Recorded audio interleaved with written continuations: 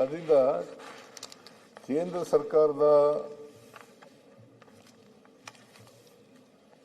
ಅನೇಕ ಜನ ಕೇಂದ್ರದ ಮಂತ್ರಿಗಳು ಮತ್ತು ಬೇರೆ ರಾಜ್ಯಗಳ ಮುಖ್ಯಮಂತ್ರಿಗಳು ನಮ್ಮ ಸರ್ಕಾರ ಅಭಿವೃದ್ಧಿ ಮಾಡೆಲ್ ಇದೆಯಲ್ಲ, ಈ ಮಾಡೆಲನ್ನು ಅಪ್ರಿಸಿಯೇಟ್ ಮಾಡಿ ಬರೆದಿರ್ತಕ್ಕಂಥದ್ದನ್ನು ನಿಮಗೆ ತಿಳಿಸ್ತಕ್ಕಂಥ ಕೆಲಸವನ್ನು ಮಾಡಿದ್ದೇನೆ.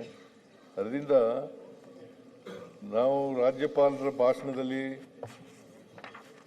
ಹೇಳಿದಂಥ ಅನೇಕ ವಿಚಾರಗಳನ್ನು ಅವರು ಓದಬೇಕಾಗಿತ್ತು. ಓದಿದರೆ ಇಡೀ ರಾಜ್ಯಕ್ಕೆ ಗೊತ್ತಾಗ್ತಿತ್ತು.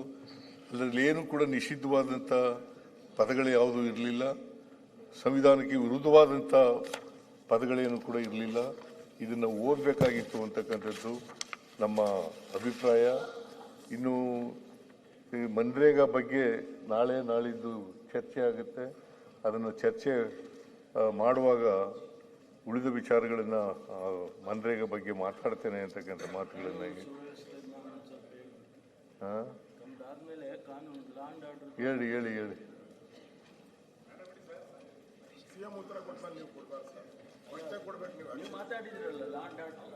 ವಿಚಾರದಲ್ಲಿ ಲ್ಯಾಂಡ್ ಆರ್ಡರ್ ವಿಚಾರದಲ್ಲಿ ತಾವು ಅನೇಕ ವಿಚಾರಗಳನ್ನು ಮಾತಾಡ್ಲಿ ಅಂತ ಒಂದಿಷ್ಟು ಕ್ಲಾರಿಫಿಕೇಶನ್ ಕೊಡ್ಬೇಕಲ್ಲ. ನೀವು ಹೇಳಿದ್ರಲ್ಲ ಅಂತ ಹೇಳಿ ಅದರಿಂದ ರಾಜ್ಯಪಾಲರ ಭಾಷಣವನ್ನ ಈಗ ನೀನು ಕೊನೆಯಲ್ಲಿ ಮಾತಾಡೋದಿಲ್ಲಪ್ಪ. ನನ್ನ ಮೇಲೆ ಮುಖ್ಯಮಂತ್ರಿ ಸ್ಪೀಕರ್ ಅವರು ನೀವು ಮಾತಾಡಬೇಕು ಅಂತ ಹೇಳಿ ಕಾಯಿಲೆ ಬಿದ್ದಿದ್ದೀರಿ, ಆದ್ರೂ ನೀವು ಮಾತಾಡಿದ್ರೆ ಒಳ್ಳೇದಾಗುತ್ತೆ ಅಂತ ಹೇಳಿದ್ರು. ಅದಕ್ಕೆ ಅದ್ರ ಮೇಲೆ ಮಾತಾಡಿ ಸರ್. ಅವರು ಲ್ಯಾಂಡ್ ಆರ್ಡರ್ ಬಗ್ಗೆ ನೀನು ಮಾತಾಡಲಿಲ್ಲ, ಅದ್ರ ಬಗ್ಗೆ ಕ್ಲಾರಿಫಿಕೇಶನ್ ಕೊಡಬೇಕಾಗಿತ್ತು, ಅವರು ಮುಂಚಿತವಾಗಿ ಕೊಡಬೇಕಾಗಿತ್ತು. ಆದ್ರೆ ಈಗ ಕೊಡ್ತಾ ಇದ್ದಾರೆ.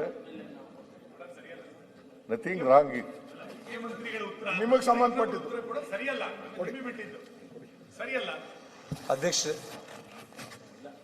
ಬಳ್ಳಾರಿ ಘಟನೆ ಬಗ್ಗೆ ಮುಖ್ಯಮಂತ್ರಿಗಳು ಕ್ಲಾರಿಫಿಕೇಶನ್ ಕೊಡ್ತಾರೆ ಅಂತ ನಾನು ಆಮೇಲೆ ನಿಮ್ಮ ಬಳ್ಳಾರಿ ಗಲಾಟೆ ಅವರೇ ಹೇಳ್ತಾರೆ ಅಂತ ಅನ್ಕೊಂಡಿದ್ದೆ ನಾನು.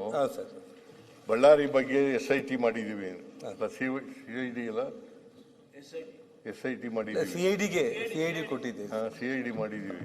ಈಗ ಅವ್ರ ಮಾತು ಮತ್ತೆ ನೀವು ಕನ್ಕ್ಲೂಡ್ ಮಾಡಿ. CID ಮಾಡಿದೀವಿ. ಅದು ತನಿಖೆ ಕೂತ್ಕೊಳ್ಳಿ ಜನಾರ್ದನ್ ರೆಡ್ಡಿ ಅವರೇ. ಅದರಿಂದ ಅದು ವರದಿ ಕೊಟ್ಟ ಮೇಲೆ, ಅದು ಸತ್ಯಾಂಶ ಹೊರಗಡೆ ಬಂದ ಮೇಲೆ ಯಾರೇ ಎಷ್ಟೇ ದೊಡ್ಡವರಾದರೂ ಕೂಡ ಅವರು ಯಾವುದೇ ಗುಂಪಿನವರಾಗಿರಲಿ ಅವ್ರ ಮೇಲೆ ಕಠಿಣವಾದಂಥ ಕ್ರಮ ತಗೊಳ್ತೀವಿ ಅಂತಕ್ಕಂಥ ಮಾತುಗಳನ್ನು ಹೇಳಲಿಕ್ಕೆ ಬಯಸ್ತೇನೆ.